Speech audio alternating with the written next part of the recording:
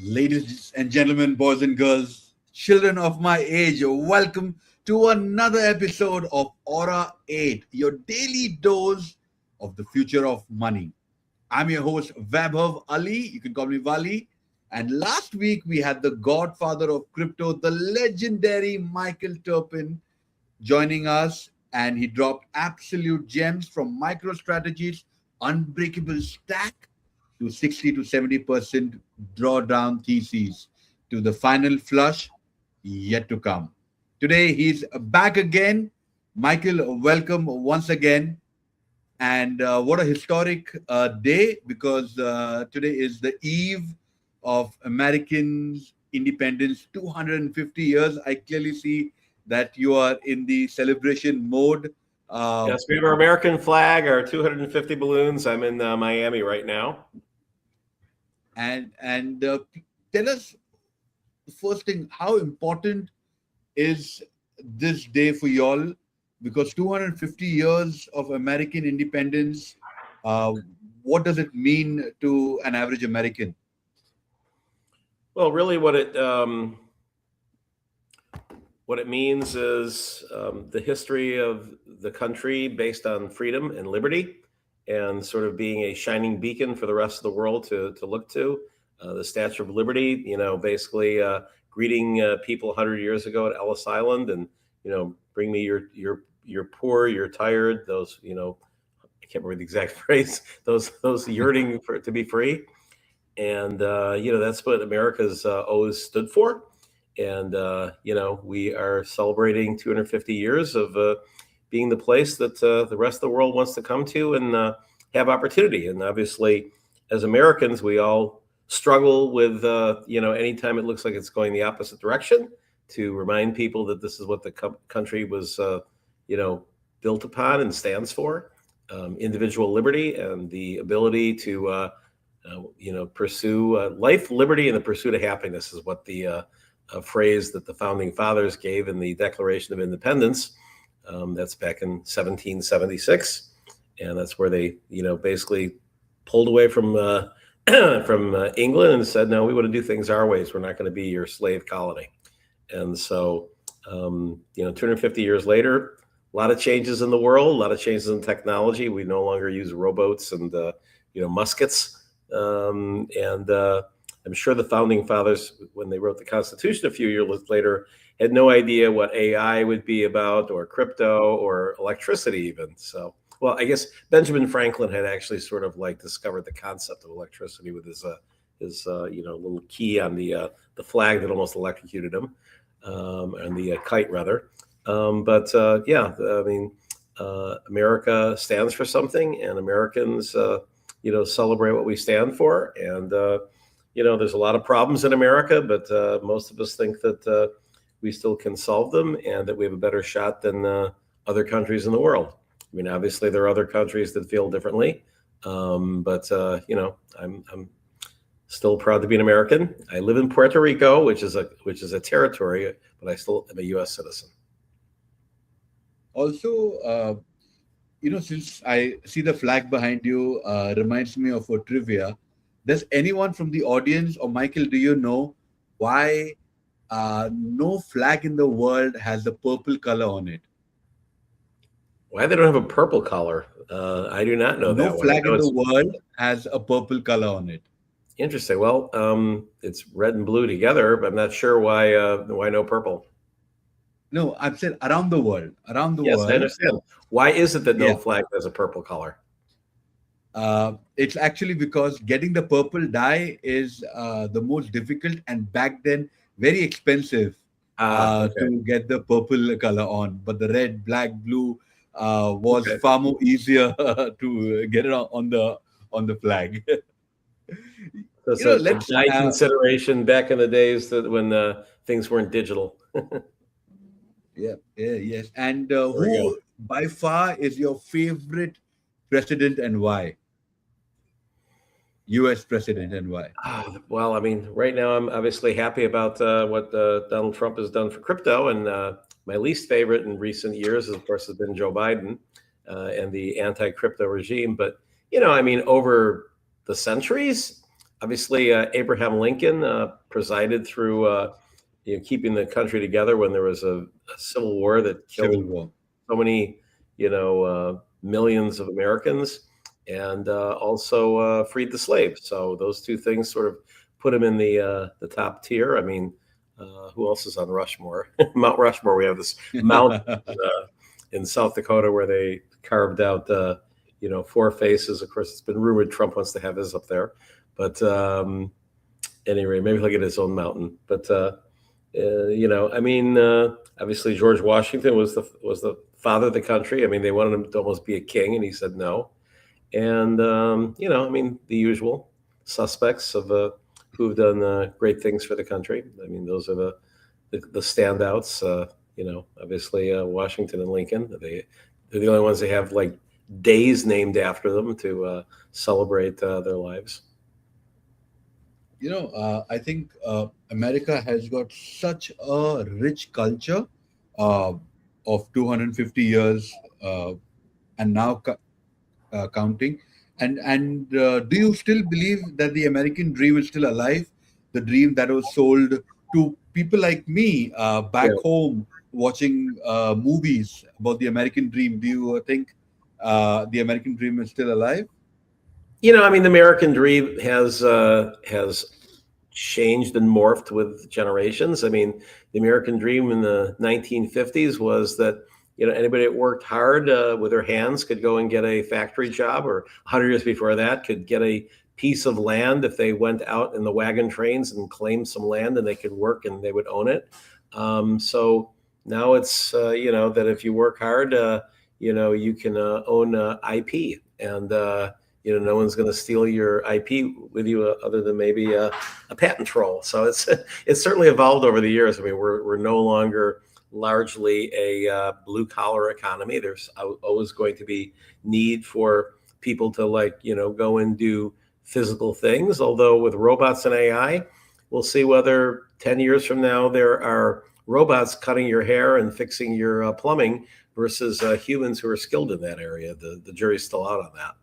But yeah, I think that if the overall thesis of the American dream is that you can come from a place of no wealth and no family influence and become whatever you set out to do with hard work and persistence, you have a better chance of doing it here, I'd say, than probably any other country. In Europe, you certainly have opportunities, but they all get taxed away, and But Europe at least is multiple jurisdictions, so you can go in and be a French citizen, but then live in Germany and not pay French taxes. So there's a lot of jurisdictional arbitrage that is not possible for Americans because we're the only major country in the world that taxes on worldwide income everywhere except Puerto Rico, and which is why I'm in Puerto Rico. In fact, on what you said reminds me of an interview by Indra Nooyi, the ex CEO of PepsiCo. Yeah. And she said that she could only make it big in America because there you are judged by your work and not by your gender, caste, or creed. So clearly, what you're saying absolutely, resonates not just in with the American people, but even people of color, that they can actually make a fantastic living and have a great life ahead. Let's now dive into the Bitcoin week that has happened. We have got some amazing questions for you Well, today. I would say I would sort of like make the logical kind of a segue into that's what Bitcoin is all about, is the ability of anybody to be able to go and no permissions required to own Bitcoin, to hold Bitcoin, to trade Bitcoin, and it's about freedom as well, and about being able to create your own my keys, my coins, and to be able to go and be a global citizen, and obviously what jurisdictions do to treat Bitcoin has people moving across the planet to be able to find, Bitcoin friendly jurisdictions. So that's my segue before we talk about the news of the day and the week for Bitcoin. Good one. Michael, yesterday we had Dr. Ben from Singularity Net, who was on our show. Ben And Gertzel, he yes. had, Know him well. yes, We've worked together on things. yeah, he did mention that. And he had this to say about the Bitcoin cycle. He agrees that there is a 4-year halving cycle and it's still dominant and built into the system. But the real question is the amp, the amplitude in terms of how deep the dump gets and how big the bubble becomes. Especially when we have institutions like BlackRock, Vanguard now in the mix, and the market being heavily manipulated. Do you think classic normies declaring crypto is dead, the bottom signal will still happen in this cycle, or it has become normal and the regulations have made it better and drawn down less severe uh, than in the previous cycle? Well, there's two elements of what you just proposed. The one is, are we having diminishing returns and diminishing losses? Absolutely. But that's been since the beginning. And it's really has to do with the law of large numbers, right? It's a lot easier to go 10x or 100x when you're going from $100 than when you're going from $100,000. The amount of raw money, of which there's a finite amount in the world, it fluctuates. But I mean, when you're going and taking a coin and going from 1 cent to $1, that's 100x. It's a lot different than going from 100,000 to 10 million, right? Because the amount of is 21 million Bitcoin. So the amount of dollars that represents is exponentially higher. And so as a result, you ended up having from the first stated price of first quoted price, actually the first transacted price of Bitcoin was only a single transaction for 5,050 Bitcoin for $5 on PayPal in 2010. To the high of that cycle was 3,000x, 1/10 of a penny to 3,000 to $30. That's 3,000x. It then dropped 97% back when there's a panic, the first of many on Mount Gox, and went down to $1. But if you had bought at $30 and just held on, you'd be fine today. Even better would have been to sell around $30 and then buy a lot more at $1. But many people waited until it was $1 and then panic sold. And this is repeated every cycle. And it's remarkable to me that more people don't recognize that the cycles are real. I mean, until they change, and I'm not saying we're going to have fundamentally the same type of cycle for all 33 cycles, of which we're only in number 5 out of 33. But until it's broken, it's still working. And so in terms of the institutional involvement, people have been saying that institutions are going to control everything going forward ever since CME got involved with offering futures at the top of the bubble in 2017. And they're like, oh, it's up to the moon now because it's all institutions now. People can go long on Bitcoin, and they could also go short. And I mentioned in my book, Jim Lowry, who's an early miner and trader, when he figured out that they could go short and play short seller games with Bitcoin, he sold all of his Bitcoin at $19,000 that day, and bought it back again a couple of years later at the bottom. And so he's been, one of the best people in my knowledge to ride the cycles going back a very long time. But if you were able to sell your Bitcoin within 20% of the top and buy it back within 20% of the bottom, since the first halving, you have 60 times the Bitcoin. So instead of taking 12,000 and going from 12,700 at the end of 2012 to 62 million today, you'd have about 3.6 billion, right? And so maybe a little bit more because you would have sold at 100,000. So I do the math on that. What you'd have left, it might be closer to 6 billion now. So yeah, about 6 billion. So yeah, 12,000 to 6 billion is unbelievably better than going from 12,000 to 60 million. They're both ridiculously beating every other market. So I think that we're not going to get 4x per cycle the way we've averaged in the last couple of cycles, but I think we can look at doing 2x for the next 2 to 3 cycles. If you're talking from top to bottom, we've already sort of been at that now. If you sold at 126, you had multiple opportunities so far to buy back above 63 or below 63 or below, including today. And and then that means you had double the Bitcoin. And if you sold at, say, 20% short of that, so you sold around, I don't know, what would that be, like 105 or something? We'll see if we get down to half of that, which would be about 52. I think it's very likely that we might. And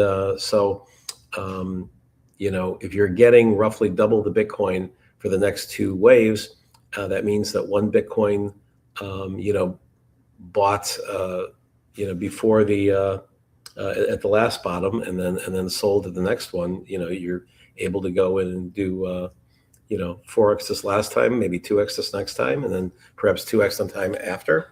That's pretty good, and that's the thesis of how to get as close to that as possible as a home gamer in my book.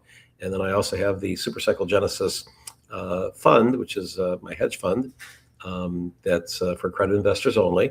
That also has that thesis plus a little bit of leverage, a little bit of derivatives, and we're looking to sort of beat the price of Bitcoin is the goal, by roughly 2x per 4-year cycle for at least the next 2 cycles. And so that's kind of the advantage of being able to go and you really, if you're a home gamer, only need to pay attention at the very top and the very bottom. Unless you want to go and dollar cost average on the way up, you do not want to dollar cost average on the way down. And so far, we've been very consistent in terms of when in the 4-year cycle that happens. We've been 3 years up and 1 year down consistently. And the year down has started with the bubble popping at the end of what I call Bitcoin summer. And it's always been the 4th quarter of the year after the halving. And I projected in my book that was going to happen again, and it did. It's actually more specifically been 35 months after the bottom. And we'll see if that happens again, or if it elongates a little bit. I don't think it's going to get shorter. And so we very likely might have, if the bottom happens in October of this year, we might have the bubble pop in Q3 of 29. And if as Matt Haugen now says that, and Michael Saylor, that this was the bottom last week, then it might be, if you have the 35-month thesis, then it would actually pop in June of 2029. I think it's going to be either Q3 or Q4 of 29. A lot of it will have to do with whether we have another cycle where we get a new all-time high just before the halving, like we did last time. And I think the odds are good that we will. Interesting. Michael, last week you called the micro strategies FUD going to zero, and you did highlight on how they are now 500,000 Bitcoin above water despite the price drop, with MicroStrategy hitting insane low in terms of the stocks, around $71 to $75. I said they were going to recover, and they did. Ultimate buy the dip movement. I was going to say, I said that they were screaming buy, and they were. And it doesn't mean that they might not go lower in October, but Bitcoin right now is a little over 50% down from its highs, right? Roughly 50%. MicroStrategy is down about 80%. So MicroStrategy, historically, because they're a leverage play on Bitcoin, historically does better than Bitcoin on the way up and worse than Bitcoin on the way down. So if you were to go and play my cycle theory and do it with the stock market instead of with Bitcoin itself, you would be historically better off buying MicroStrategy at the bottom, holding it to the top, selling it, and then buying it back at the bottom. And you'd be able to, this last time you would have been able to, sell it around $400 and buy it back around, under 100. That's 4x, as opposed to Bitcoin, you'll only be able to do 2x. So I think that playing my cycle theory with MicroStrategy is actually a riskier move because again, you don't hold the keys to MicroStrategy, but higher risk, with higher risk often comes higher reward. And I think that people who've played the cycles with MicroStrategy have been laughing all the way to the bank.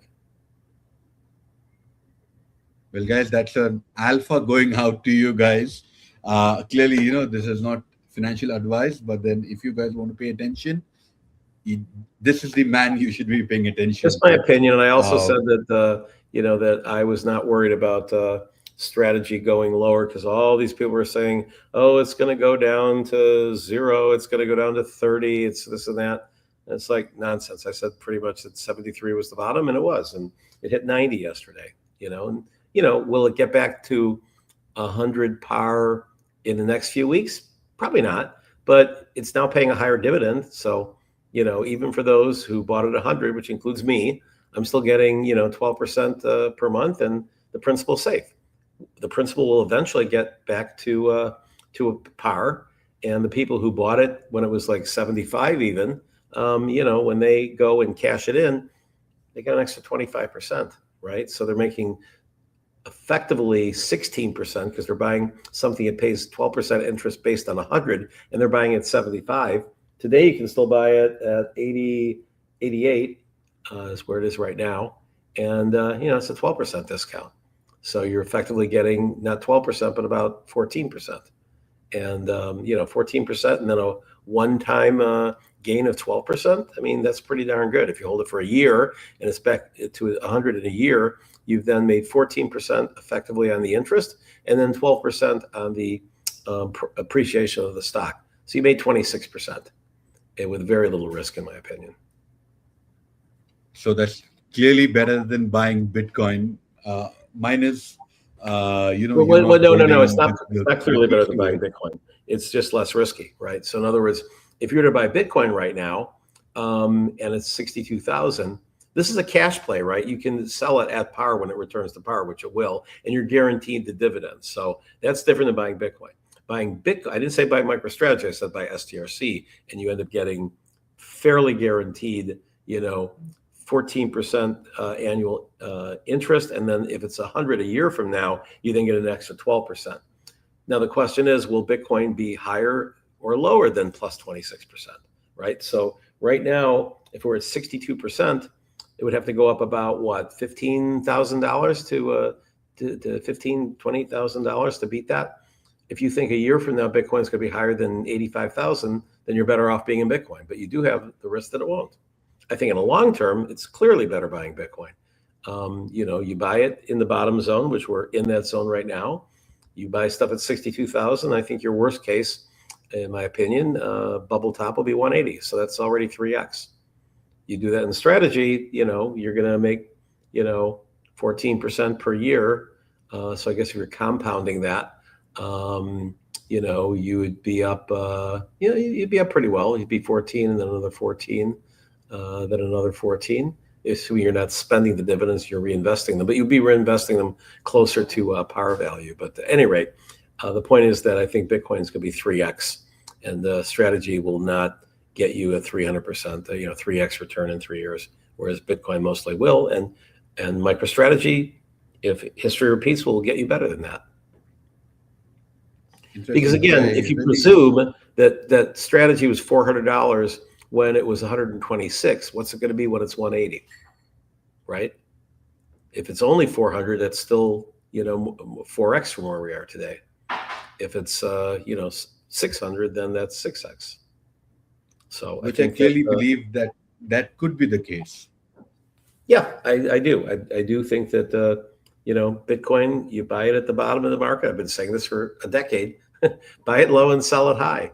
And, and you can do the same thing with MicroStrategy. There's more risk, but, I think it's less risky than buying altcoins. Ethereum, who knows? I mean, absolutely. They don't follow the exact cycles anymore. Yeah.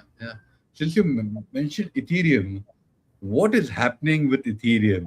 There are people holding big bags of Ethereum, but the future of Ethereum is not looking good, at least from where we stand as of Well, now? it's not going to go under, but and it's certainly done massive appreciation since its 30-cent ICO, versus say the six. If you in 2014 when they had the crowd sale, bought one Bitcoin worth of Ethereum, you'd have 2,000 Ethereum, and if you just hodled it, and if you hodled the Bitcoin, now it's worth 100x, right? Your $600 is now worth, well, no, let's see, it's not 100x. It'd be, let's see, 600 to 600 to 60,000. So yeah, 100x roughly. And but Ethereum went from 30 cents. 100x would be $30, right? So it's obviously done a lot better than that. It's done, you've done even at 1,500. It's I think 1,600 and change now. You've done 20x better than Bitcoin. So from the beginning, it still outperformed Bitcoin, but over the last couple of years, not so much. I mean, Bitcoin hit a high of 4,800, and and that was when Bitcoin was hitting a high of around 69,000. And Bitcoin from that high in 2021 is only down about maybe 10, 11%, right? 69 to 62, 63. Whereas Ethereum from 4,800 is down by like 2/3, right? So Ethereum has kind of collapsed since its 4,800 high, and it did not make a new high this time, and which is how most altcoins are. Most altcoins never make a second high. Ethereum made it, 3 cycles in a row, but this cycle they failed, and so I think that the reason is because it now has ERC20, substantial ERC20 competition, right? It has, it's got the other L1s like Arbitrum, which also is powering the new, chain for Robinhood. You've got, Base for Coinbase, and eventually they'll have a token, I'm sure. Polygon kind of started the L2 craze. And then you have a lot of L1s, the biggest one of which, Ethereum clone L1s, the biggest one of which is Binance. And BNB has outperformed Ethereum in the last few years. It's the only major token other than Bitcoin that's got new highs every having it's been around. And so I think Ethereum just basically is in many ways a victim of its own success. Everybody wanted to go and copy it, and including Tron. And, when you're able to go and not have to pay for the fundamentals of development and just copy and paste and make 1 or 2 tweaks, you're able to go and charge, lower fees that then, appeals to people. I mean, the fees aren't even that bad right now. I mean, I can transfer Ethereum most days for like maybe 10 cents for a transaction, unless I'm doing, really small micro payments. I mean, what's the difference between 10 cents and 90 cents on a, $5,000 transaction? It's nothing. And so we'll see. I mean, people have counted Vitalik out many times. I mean, my friend David Johnston, co-founder of BitAngels with me, said I would never bet against Vitalik. And so, he's still running Ethereum largely. And, he's 30 years old now. I mean, it's he's still a young man. He just happened to start really early. With 16 years old, he founded Bitcoin Magazine, and 18 he wrote the white paper, and 19 Ethereum launched, and he's been the chain's been out there now for over 11 years. So it's definitely still early, as most technologies would be, but crypto is highly unpredictable. When you come to the altcoin markets, it's still pretty predictable when you come to Bitcoin. Very well said. And a lot of them are waiting. When will Ethereum hit 10,000? What do you think? Is it practical, like in a couple of years? Yeah, it's still possible. What would it take for Ethereum to hit 10,000? Let me ask you that. Well, look, I think that we're going to. It's simple. It would have to stay at around. Let's see, what is the ratio of Ethereum to Bitcoin now? It was It was like, 0.05 for quite a while. It was as high, I think, as zero point 0.1 at one point. It's been slipping. So let's see, what is it right now? I'm just looking at the, right now it's 1,700 versus 62,000. That is, it's like 0.027 of a Bitcoin. So a quarter of a Bitcoin. If it stays at a quarter of a Bitcoin, then you'd have to have it be, that means that for every Bitcoin at a quarter of a Bitcoin, you'd have to have 400 Ethereum, right? So that means that if that was the case, that for Ethereum at that ratio to hit $10,000, you would have to have $400,000 Bitcoin. I think in a bull market, it tends to usually creep up, but I think it's going to be, I can't think of the last time it was even 0.5, right? So let's see, at the high this last time when it was 4,000 and Bitcoin was probably, 120 something, that was still probably what, like 0.3 something. So yeah, you'd have to go, I think it's not going to hit 10,000 this next cycle. I mean, because basically if you figure 0.3, it would hit 10,000 about when Bitcoin hit 300,000, and 300,000 this next cycle is possible. It would Bitcoin super cycle, and I don't know whether the Bitcoin super cycle is going to have Ethereum as a participant, or people are just going to be scrambling first and foremost to buy Bitcoin. When Bitcoin does pump, there is an altcoin sort of like, second act, right? So in other words, historically, money would move from cash to Bitcoin, and then Bitcoin, at least historically in the early days, would peak first, and then the altcoins would peak second, because people would make money selling Bitcoin. They would then have money to kind of invest into their altcoin of choice, which, because it's lower liquidity and lower market cap, they could pump it a lot higher just by buying it. And, and so that's historically been kind of the cycle has been, you'd end up having Bitcoin pump first. Whales would cash out, put it into altcoin, meme coin this last time, whatever, pump those coins, and then cash out for, Solana this last cycle, or Ethereum the cycle before. And then that would probably be I think that was sort of, if you have the classic ICO cycle, be 17, 18. Bitcoin reached its high December 17th, I think it was. Altcoins reached their peak the first week of January, and Ethereum did not reach its peak until I think it was end of February, start of March. So that was your classic rotation. But rotations are not as predictable as they are in Bitcoin. True. We are past the 30 minutes mark, but I have a last question for you. Solana, sure, over the period of time has cultivated a cult following, and there are a lot of people holding big, massive bags of Sol. What do you think is what really matters, the technology or the community?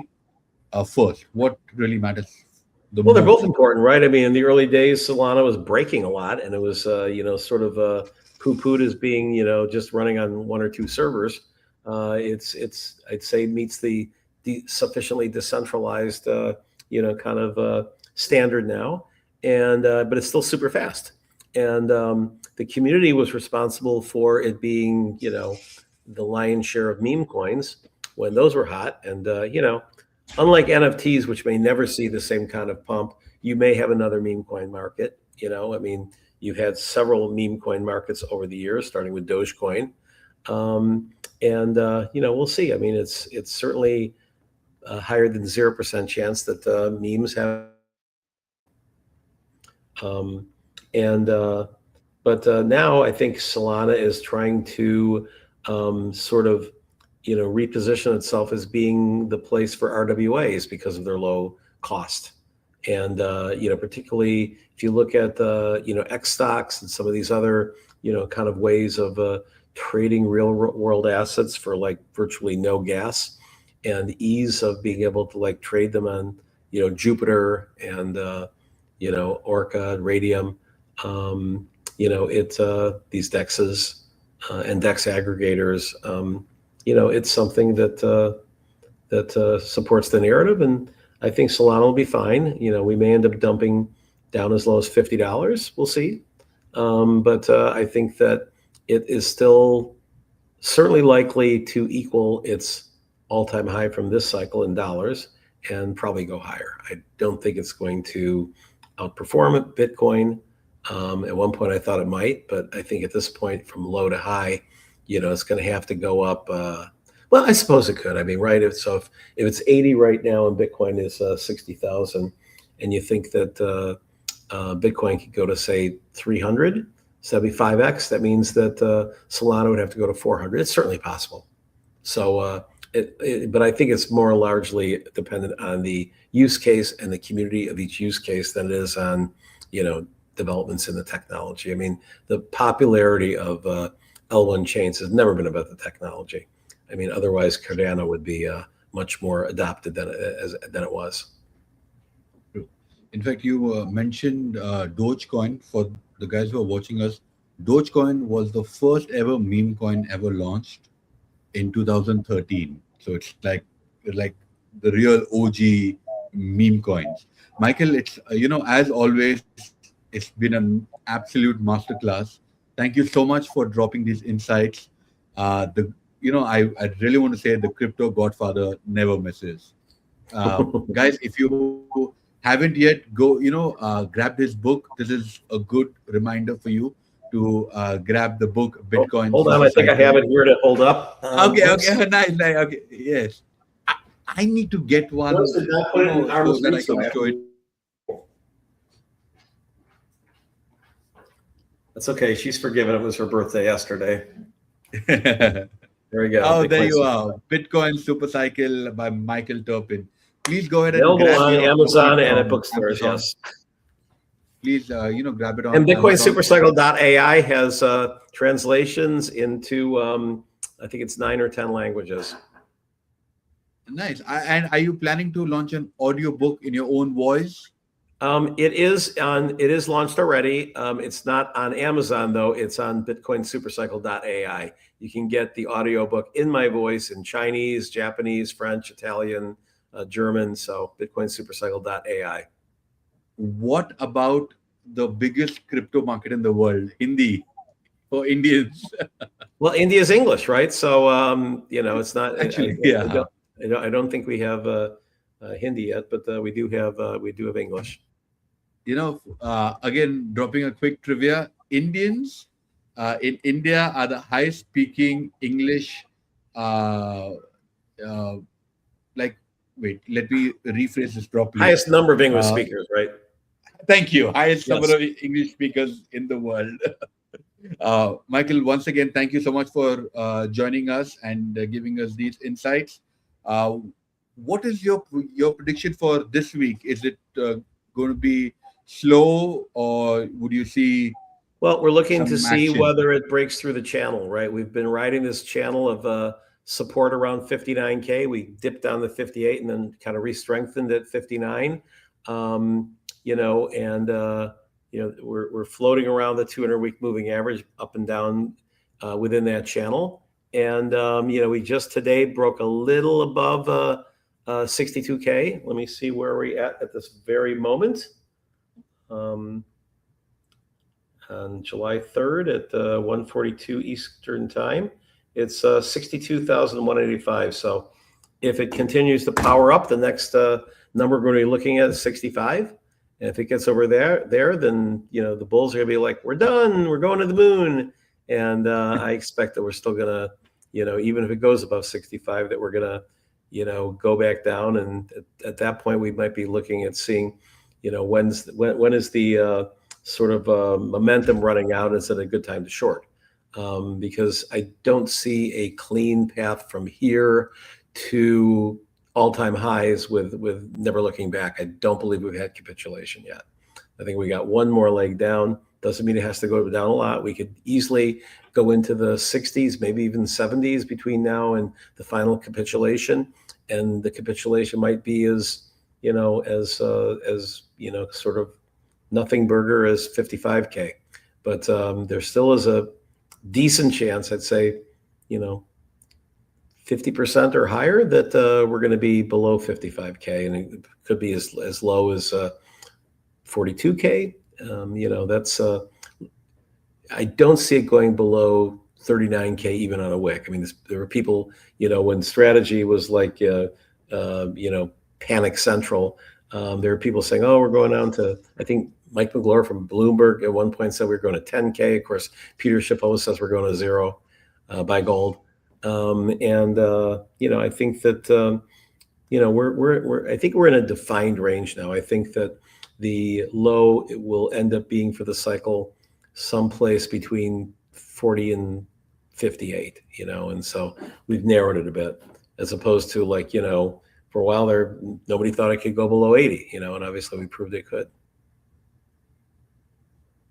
Well, once again, thank you, Michael, for sharing us, with so many gems. To everyone watching, if you aren't already following Michael on LinkedIn or X, did you recover your X? My X, I'm still in the process. So right now I'm temporarily at Bitcoin Super Cycle, which I think is Bitcoin SUPRCL or something. But easiest to follow me on LinkedIn, and I'm still in conversations with X about getting my account back. They're just very slow pokey. I've got multiple people inside of X, trying to go and get me back on board, but they just work very slowly. It had nothing to do with my content. I had actually asked this as a security measure to be frozen because of a hack. And once I got control back, it's like, okay, let me back on. And they're like, oh, not so fast. And so they're just very corporate. And even though I have 3 people on the inside working, it's like, there's no humans to talk to in tech support. And so it's just a matter of, or at least if there are humans, they keep their identities masked, and you have to only deal with email with a sort of a reply thing and chats, and it's just been taking a while, and I don't have time to spend 24/7 doing it, but I'll make another round in it. But right now I am updating my LinkedIn with pretty long form posts, so you just follow me at Michael Terpin on LinkedIn.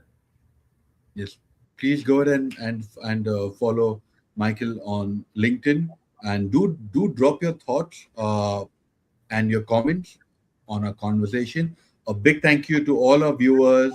BitAngels is a partner for Aura 8. We have Crypto Mondays, we have Off-Chain Global, and we also have EcoX Dubai. Michael, once again, thank you so much for your time, and may the 4th be with you. Happy, what's the right way to wish an American happy Independence Day? Is what we would generally say in India. Happy Independence Day, or happy 4th of July. Happy Independence Day, happy 4th of July. May the 4th be with all of us. Just very, very, sort of succinct. Happy 4th. Happy 4th. Okay. Yes. Thank you, Michael, once again for your time. Okay, thank you. See you next week. Yes, sir.